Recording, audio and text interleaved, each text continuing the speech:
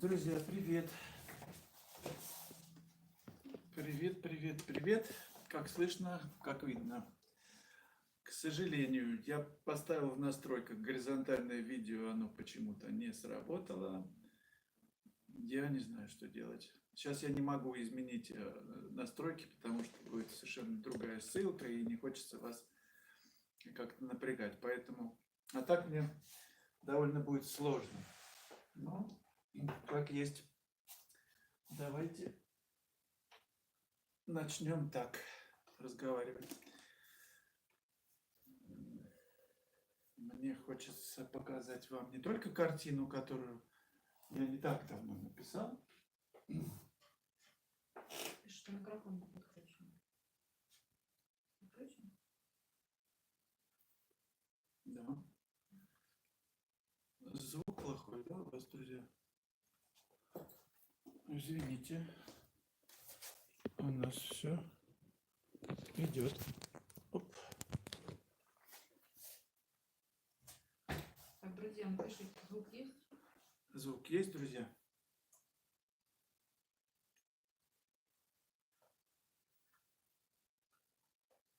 Алло. Идет ли звук? Скажите, пожалуйста. Все ли в порядке? Практически не слышен. Есть, но слабый звук. Слабый звук. Слышно, но очень тихо. Ага. Вот это да. Это я не понимаю. У всех тихо, друзья? Да. У всех тихо. Но Луиза пишет, что есть. Луиза, нормальный звук? Как обычно, просто меня немножко сбивает с толку, что тихо. И видео вертикальное. Есть хорошо, пишет. Есть хорошо. Ну ладно. В общем, работа. Называется она «Ундина» или «Русалка». У меня есть две работы, и так называется. В северных широтах нашей планеты она называется Ундина. Это девушка, которая живет якобы в болотах, в трясине и затаскивает туда молодых, ретивых, румяных парней. Просто в моей жизни, давайте я как-то все-таки поближе эту картину поверну, чтобы вам было повиднее.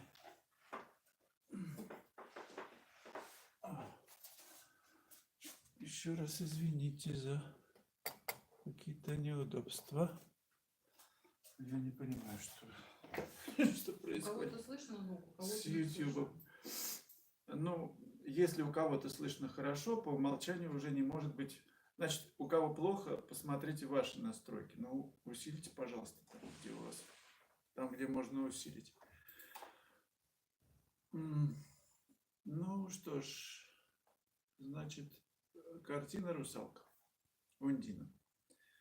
Все началось с того, что это еще было во времена Строгановки, ну, после Строгановки. И я любил Серебряный век, поэзию, импрессионистическую, кстати. И как-то наткнулся на стихотворение Валерия Брюсова. Я его прочитаю, оно короткое, которое сильно тронуло мою душу в тот момент. Я мотылек ночной, послушно кружусь над яркостью свечи. Вздыхает пламя равнодушно, но так ласкательны лучи. Я этой лаской не обманут. Я гибель знаю наизусть, но крылья биться не устанут. С усладой повторяю «пусть». Вот все невыносимей жгучесть, тесней и опьяненней круг. Так явно неизбежна участь, но в падании захвачен дух. Хочу упиться смертью знойной, изведать сладости огня. Еще один полет нестройный, и пламя обовьет меня. В то время я переживал нелегкие какие-то такие часы, дни, годы, не годы, все-таки месяцы. И я размышлял, как так устроено, что меня тянет к человеку, в пламени которого я сгораю. И тем более... Слава, здесь говорят, что все-таки микрофон коротит. И говорят, сказать, что ты впустую говоришь.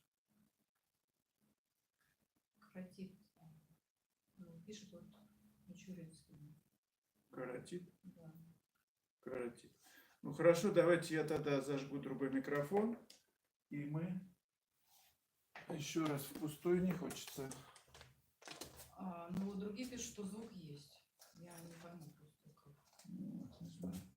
Давай тебе повесим этот микрофон. Ну, тут что-то вряд ли. Что-то это вряд ли. Другие пишут, что нормально. Хорошо, если другие пишут, что нормально, значит все в порядке. Ну вот именно, если нормально, так чушь. Спасибо большое за Не отзыв. может же быть каратит, значит, если бы каратило, то у всех каратило, правильно? Ну так вот, и я работал после Строгановки дизайнером, и я поехал в Омск по работе, делал проект. И вечером пошел в театр омский. И увидел на сцене очаровательную актрису, которая очень мне понравилась, как она играет. Я почувствовал силу такое влечения. Ну, влечение, не влечение, но я пошел... Нет, я тогда еще не пошел за кулисы. Я приехал в следующую поездку и пошел за кулисы, пошел опять на спектакль, она была занята. И подошел к ней, и сказал, что вы очень сильно играете, мне очень понравилось. И поскольку я написал работу, пишу работу, и вот эскиз, который я сделал, он как-то тесно связан с вами, и хотел бы вам подарить. И мы с ней побеседовали, как-то там на лавочке посидели. Но дело даже не в этом, а в том, что я чувствовал внутри себя, что меня очень сильно тянет, как мотылька ночного, вот, в огонь. Я понимал, будучи сидя там в зале, что это не мой человек, но почему меня так сильно к нему тянет? И пытался это разгадать в живописи, да, и писал картину. Кстати, та картина, вот вертикальный экран мне не позволяет вам как-то все это полноценно показать, то, что я задумал, но попытаюсь. Я тогда написал картину, вот она здесь на экране, как-то, может быть, не знаю, что получится, но практически ничего у меня не получится. Вот так. Не получается. Попробую немножечко повернуть камеру, чтобы хотя бы вам как-то было видно. Ну вот, эта русалка была написана в 90-х годах. Она была на выставке, провисела, наверное, она один день. Ее купили японцы. Вот в таком виде она была. То есть девушка выседает на таком пне, пень, который переходит в тело мужчины. Собственно, здесь то же самое, только по-другому. Написана другая композиция. Я готовил, эскизы были, была акварельная версия вот такая. Потом уже через какое-то время я задумал, значит, работу. Вот еще вариант эскизный. Довольно много было вариантов. И в конечном счете я пришел вот к этому варианту. Совершенно навзничь такая девушка. Это тоже пень-коряга такая, да. Сильно объяснять это все не хочется. Я извиняюсь, но Да. что все-таки звука нет, тогда выключай, наверное, микрофон, потому что он не работает. Надо громче говорить.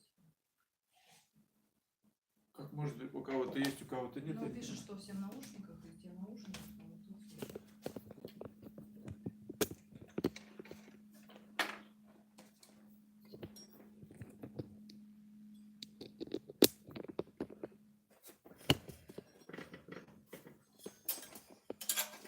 Нравится.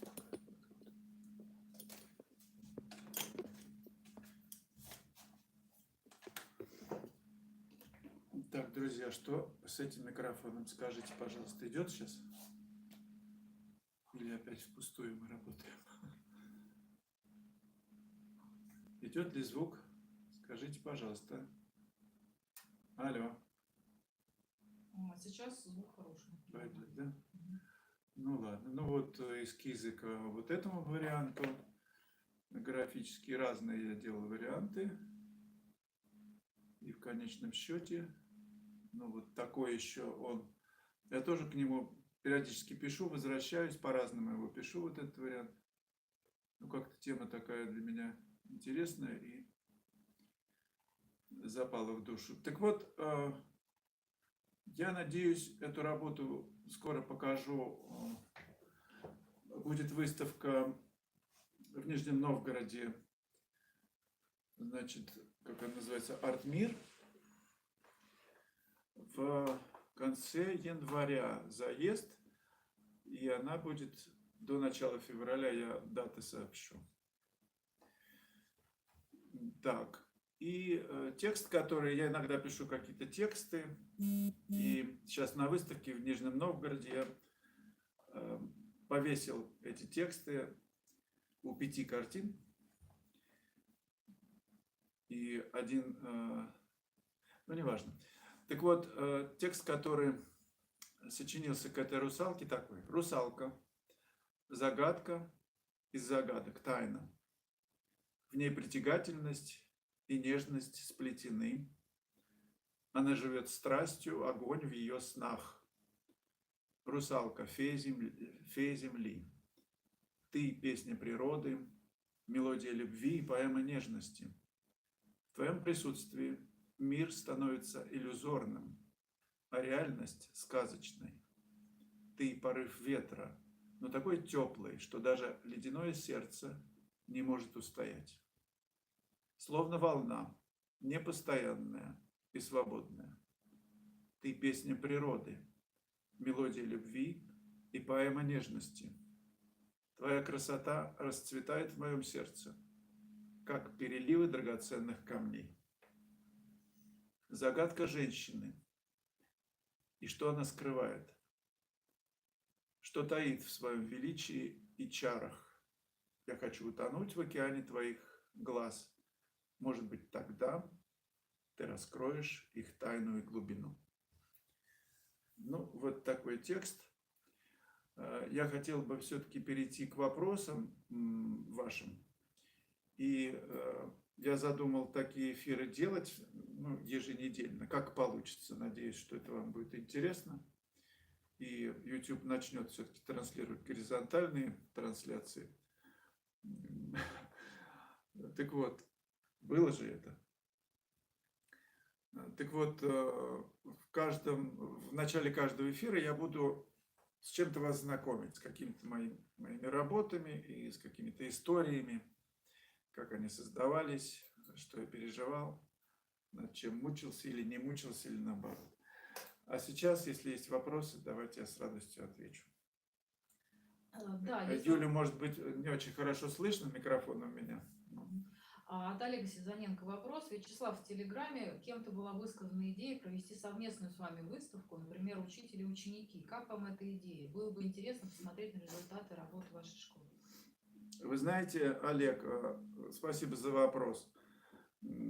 Очень много было выставок, когда был ЦДХ, живьем.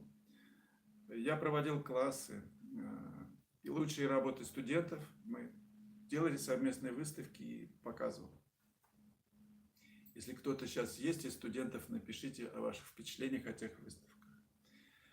И были работы очень сильные, и все это было очень красиво. Я просто сейчас не знаю, где это технически сделать. В Москве нужно тогда, если у кого-то есть идея, в каком помещении это сделать, я с удовольствием. Сейчас вот в Нижнем Новгороде, да, пришел один посетитель и смотрит работу и сказал: да, живопись нужно смотреть живьем. Ну, понимаете, ей-богу, не хочется это превратить в интернет-конкурсы такие, какие-то не очень впечатлительные, а живьем нужно показывать работу. И я только за. Единственное, что не хотелось бы, чтобы, вот, например, на классе делают, я не знаю, натюрморт один и тот же, что я буду показывать один и тот же натюрморт. Нет. на мастер-классах мы пишем разные мотивы. Вот это надо показывать, чтобы это было какое-то многообразие. И я только за. Так что давайте совместно подумаем, на какой площадке это делать, и давайте делать. Я не против. Наоборот, только за. Слышно, как Юля задает вопрос? Ну, пишет, что так же слышно, как и тебе. То есть, Ну и прекрасно. Все, тогда поехали. не работает. У тебя микрофон говорит. Кто-то говорит. Что, постарайся погромче. Так, друзья, это правда, что не работает микрофон? Ну, говорят, что у кого-то работает, у кого-то не работает. Я не понимаю, что. Ничего не понимаю. Так, вопрос. Слава, есть какие-нибудь правила, как затемнять и засветлять замес, или все на интуиции и опыте?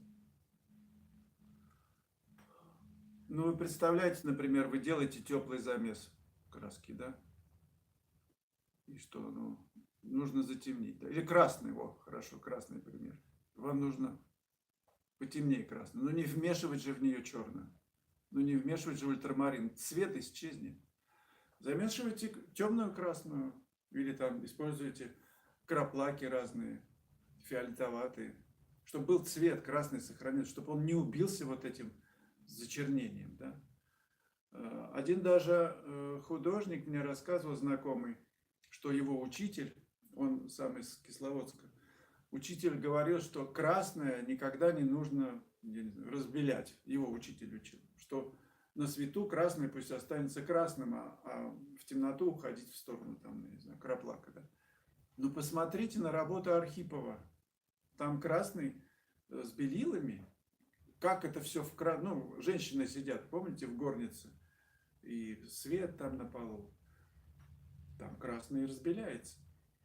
Используйте белила, почему нет? Ну, это хорошо вот с таким активным цветом. Но то же самое с холодным. Не надо добавлять туда черное. Добавляйте что-то, что, ну, если цвет сохраняет свой холодный, там, ультрамарин, да, ну, бывает, ну, не знаю, ну, краплак добавьте чуть-чуть. Ну, чтобы сохранялся цвет. Но это опять зависит, вы правы, интуитивно. Иногда нужно и черное добавить. Но давайте лучше дальше, потому что это вопрос, знаете, очень конкретный. Конкретно это значит, вот мы пишем какой-то мотив на том же классе, и мы конкретно разбираем, что делать с этим цветом. Так общо сейчас скажешь, а вы начнете месить, и я окажусь виноватым, потому что ну, нет общего ответа. Это нужно сравнивать просто. Этот темный цвет, он куда? В холодный идет, в теплый идет. И да, на палитре нужно делать замес. Кстати, я придумал, кто-то из вас писал, что берет, значит, палитрочку ну, палитру с маслом и кладет в воду, чтобы сохранять там месяц, что ли, сохранять. Я сейчас заказал на Валбересе пластиковый, ну, пластик из, как он называется, ПВХ, 2-миллиметровый. И хочу прям в свою палитру этот пластик поставить. Пишу, нужно делать это самое на ночь в тазик с водой. Да, Юля. Вопрос, Слава. Вячеслав, у вас был личный учитель? Сара Казань спрашивает. Личный учитель, публичный. Вы знаете, Сара, спасибо за вопрос. Мы в Строганове, когда учились, ну и в Суриковске, естественно, они к нам бегали, мы к ним, студенты, на просмотры, да, когда показывали работы, ну, там, преподавательскому составу, да. И вот эта беготня, она была обусловлена тем, что студенты не находили ответов на свои вопросы среди преподавателей. Хотя уровень преподавателей довольно высок в Строгановке и в Суриковском. Ну, что тогда бегать, да, если все понятно? Нет, бегали в поисках гения, в поисках ответа, как писать. В поисках ответа, как писал Фешин, например. Да, вот я бегал, я встречался с кем я только, кому только не задавал этот вопрос, никто мне ответить-то не мог. На самом деле это так. И это, ну, такая печальная история, с одной стороны. С другой стороны, подстегивает этот интерес, заставляет бегать. Ездил в академию, покупал книги, кучу книг. Ну, смотришь ты в эту книгу, ты видишь, что это написано. Но как он писал, как вел работу, это все, человека нет. Есть только работы. Научиться читать их очень сложно, но, как выясняется, возможно. Поэтому ответ мой такой, что педагога не было, и те разговоры, общение с художниками, которых я очень сильно уважал, не давали мне ответа, как писать, как это написано. А очень хочется познать технику такую, которая вот прям непознаваемая. Да. Попробуйте это сделать. И это может быть даже очень хорошо. Вся эта история с тем, что я не находил ответа, и привела меня к созданию вот этой школы. Когда я пишу и ставлю камеру и показываю вам, и вы видите мотив, и как это делается. И если те из вас, кому нравится моя живопись, могут это увидеть и могут понять, как это устроено, как сконструировано, из чего это состоит. Поэтому, ну вот я еще раз призываю вас обратить внимание на мои уроки. Я бы не пропустил, наверное, эти 15 лет, хотя, ну, те, кто не знают, я не писал практически 15 лет, не практически, а в общем не писал. Занимался другим. Я бы не пропустил их, если бы, наверное, тогда было видео, и кто-нибудь из тех, кого я уважаю, показал, как он это делает. Да я бы, я не знаю, вперился и просто жил бы рядом с монитором или с этим человеком, чтобы увидеть, как это делается. Так что вся вот эта, не вся просто, эта идея издалека, из невозможности, моей невозможности увидеть, как художник пишет. И когда художник, преподаватель работает в мастерской, в академии в питерской, я видел, таковые есть. И сейчас я собираюсь вновь съездить в Питер, надеюсь, туда зайду и сделаю сюжет из академии для вас, ну, если все получится. Конечно, это очень здорово, быть с таким рядом педагогом, когда ты видишь, как это все рождается.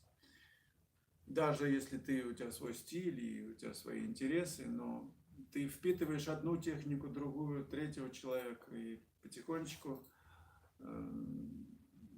развивается такое видение тона, и все становится на свои места, и все в порядке. Ну, вот так, наверное, давайте дальше.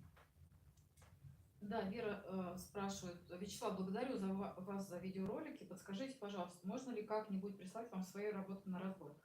Не в рамках курса. Я просто хочу ответить Вере, что я сейчас отправлю ссылку на консультацию. Погромче. Скажи такое тоже. Значит, Юля сейчас отправит ссылку вам на вот как раз на эту опцию, консультацию, на разбор работ ваш, да, и вы, пожалуйста, присылайте. Ты прямо сейчас отправишь? Да. Любовь спрашивает: Вячеслав, как решить вопрос с фоном? Тени должны быть прозрачными в натюрмортах?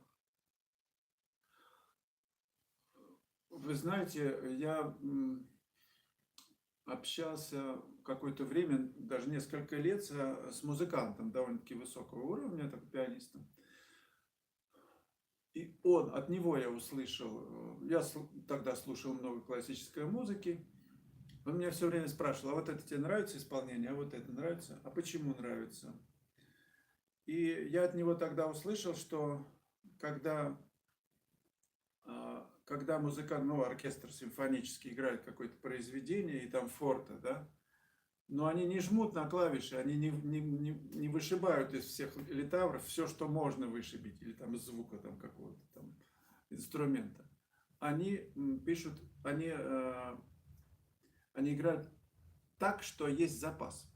А форте есть еще запас. Я к тому, что все делайте прозрачным. Никогда не делайте вот как заслонка у печки, черная как носок. Пусть будет запас до самого плотного. Тогда живопись будет более воздушна, более прозрачна, и тональные связи главное сохранять. А черное не делайте черным. Даже в черном, самом темном, ищите цвет. Вот он куда? Темно-коричневый, может быть, какой-то краплак, какой-то ультрамарин, зеленый. Но чтобы был цвет.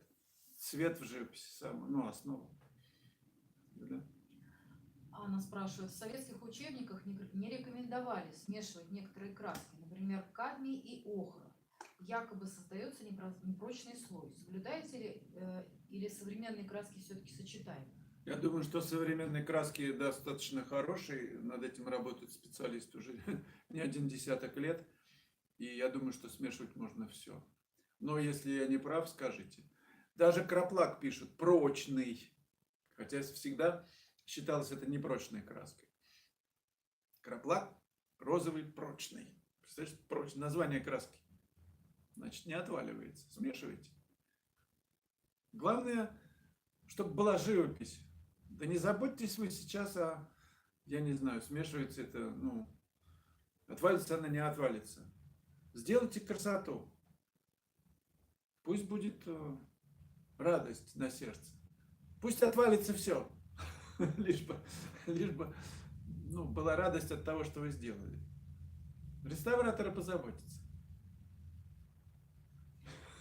Руслан Листьев спрашивает. Добрый вечер. Как правильно писать картины? Сейчас пишу картины по принципу, если получилось, как хотела, мое внутреннее состояние, и это красиво, значит, все нормально, это правильно. Но представляете, вот человек, у меня есть знакомые, которые, много по жизни было, которые любят петь, но не попадают в ноты. Их состояние блистательное, прям, я не знаю, слезы на глазах, но в ноты не попадает. Любит петь жуть, вот прям, мимо нот. Как тут быть? Вот подскажите, помощь зала. Значит, это наука. В любом случае нужно попадать в ноты. Нужно краску положить в то место, где она будет звучать.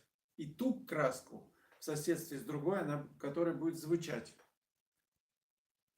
Нужно это изучать, эту науку. Поэтому-то и призываю вас, ходить на классы к тем художникам, живопись которых вы любите.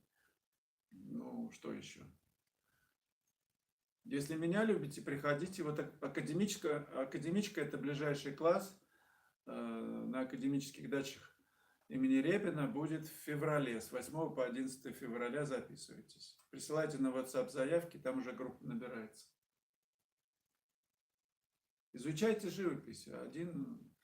Представьте, вы вот, например, жутко хотите быть врачом-хирургом. Прям вот скальпель, да, вы же зарежете человека, если вы не будете знать, чего там у него отполосовать. Это же надо много лет потратить на изучение. А живопись очень серьезная наука, тем более тут интуиция. И часто преподаватели говорят, что вот мы рисунку вас научим, а живописи уж как-то сами. Лиза Савченко. Слава, скажите, пожалуйста, какая у вас была дипломная работа? Я дизайнером был, и это целая история. Я сочинил автобус междугородний, извините, с наклонным салоном. Идея в том, что как в кинотеатре, то есть задний человек, вот я сижу, а впереди человек передо мной, чтобы я не утыкался в его затылок, как в самолете, а чтобы его затылок был ниже, чтобы я видел то, что передо мной. Поэтому сделалась идея наклонного салона.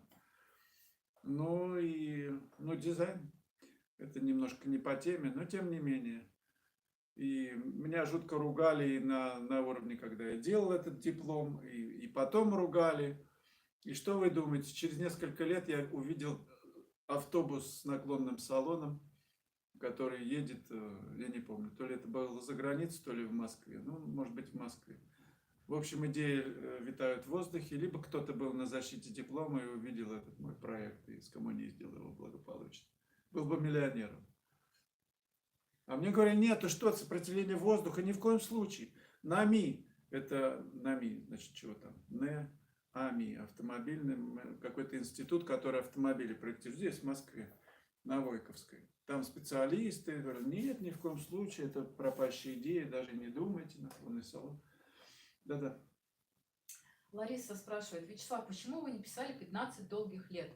Как такое могло случиться? Мук души ведь не избежать при этом? Мук души? Но я же не делаю все, что прям, вы думаете, я мучился, прям хотел писать, но нет, не буду, кисточки поломал. Да нет, это глупость просто моя.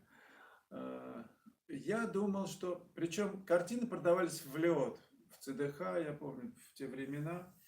Ну, просто.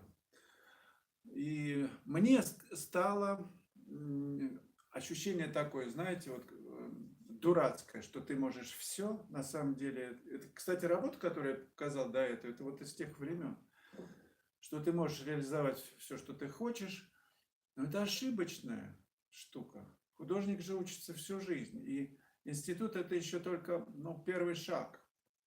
Вот ты выходишь из этого института, вот когда начинается обучение, когда ты один, когда у тебя нет ни мастерской, ничего, вот ты начинаешь рубить. Вот что делать? Идея есть.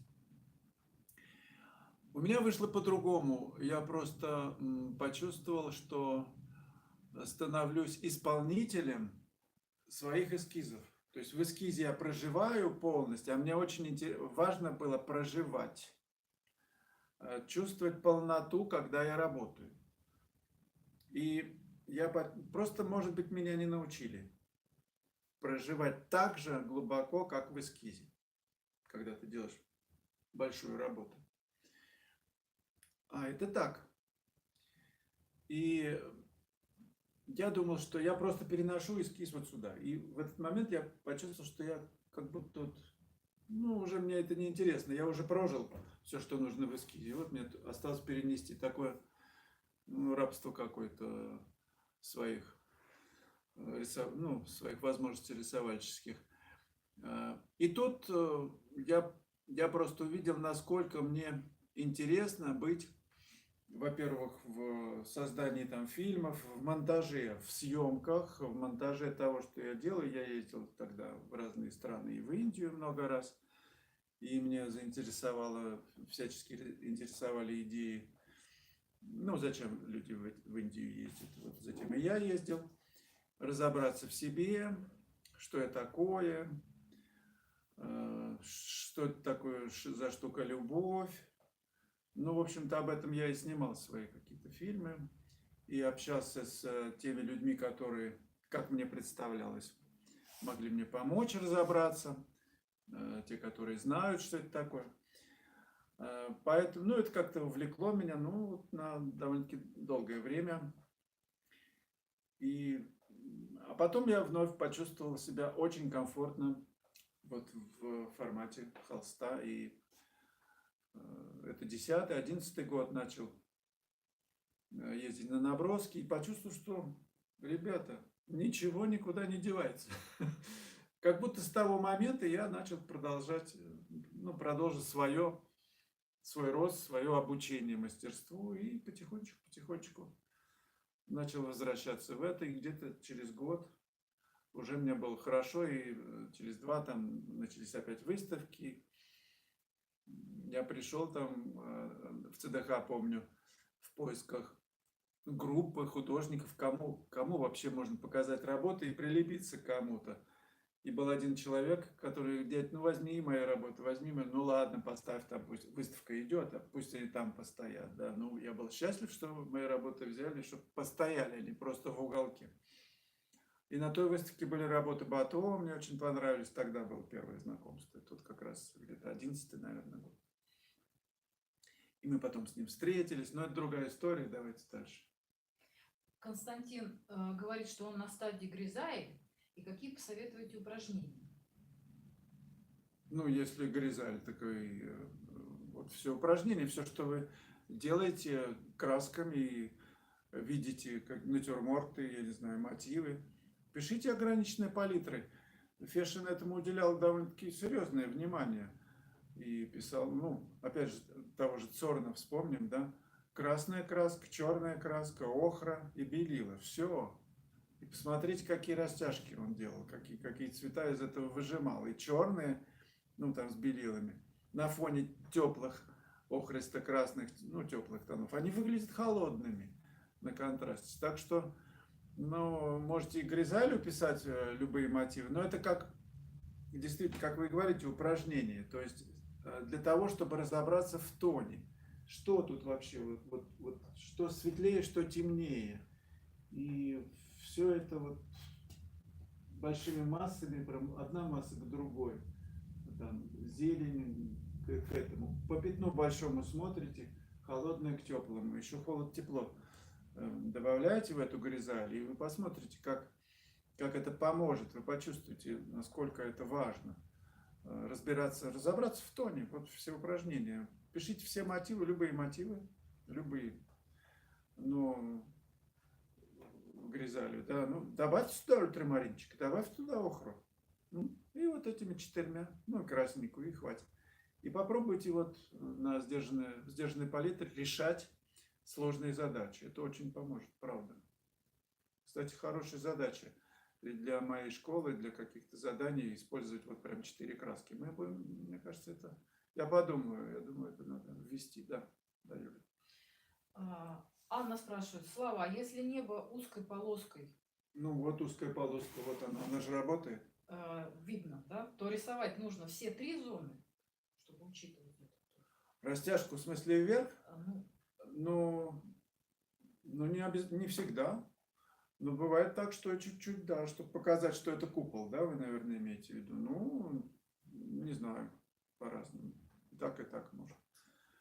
Зависит от того, что здесь, чем занято основное полотно. Константин добавляет, мне 40, начал Неужели? заниматься недавно. Так.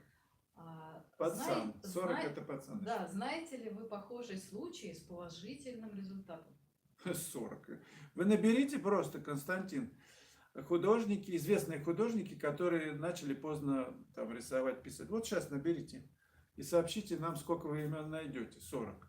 Руб 40. Да это просто, я не знаю, ни о чем. Даже не думайте об этом. Начинать пишите. Ну, вы представляете, там у певца, Каруза возьмите. Знаете, когда творческий вот рассвет наступает? Вообще у оперных певцов. В каком возрасте наступает рассвет? Напишите, кто знает. Давай подождем. Ну, напишите, в каком возрасте у оперного певца, певицы. Что Юля пишет? Наступает расцвет. Кто-нибудь знает? Ну, пока нет, пока Алена вот Полунбрик тебе передает привет. Привет, Лена. И всех приветствует. Сицилии. Слава, с огромным удовольствием слушаю. Вы прекрасный рассказчик. Ну, кто-нибудь написал? Спасибо, Леночка. Пока нет. Нет, 50 лет. Пока вы долго собираетесь, значит, не знают. 50 лет, представляете? То есть до 50 народ работает, и в 50 приобретают форму звучания.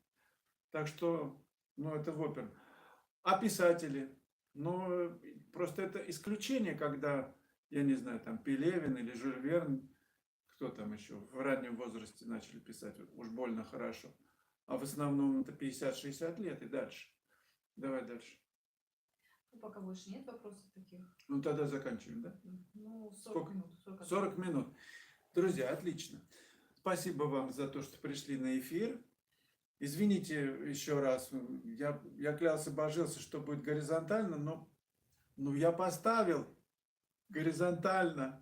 Почему она так показывает, я не знаю. Буду тестировать еще 100 раз, чтобы не опростоволоситься в следующий раз. Значит, объявлю еще раз для тех, кто не слышал, что с сегодняшнего дня работает в нашей школе скидка ударная, Черная пятница. Она Она произошла с какого года, Юля? С 60-го какого-то года в Америке. Черная пятница. Я думаю, что такое черная пятница? Умер, что ли, кто-то? Нет, не умер. Что-то там черное произошло. Там связано было с продажами, потому что после пятницы какие-то продажи там вырастали у кого-то. День благодарения в США. После Дня Благодарения. Ну и вот. Так что в связи с этой пятницей скидки 60% на все мои уроки. Подбирайте. Юля разбила это все по категориям, по жанрам, и вам будет очень удобно. На сайт заходите и подключайтесь. И будем просто развиваться уже мощно, а не только вот на экране. Будем встречаться и писать вместе. Ну, пока. Спасибо большое.